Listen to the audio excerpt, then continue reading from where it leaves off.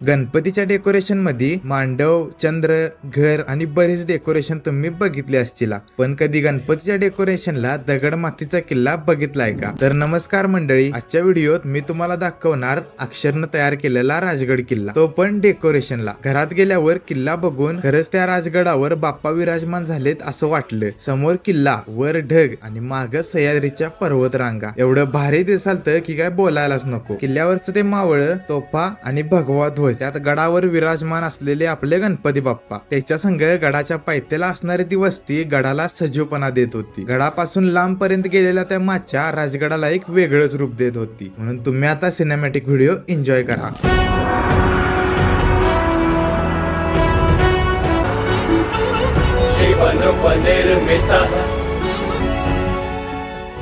व्हिडिओला लाईक करा आणि आपल्या भावाचं डेकोरेशन जास्तीत जास्त शेअर करा आणि जाता जाता फॉलो बिन करून जावा।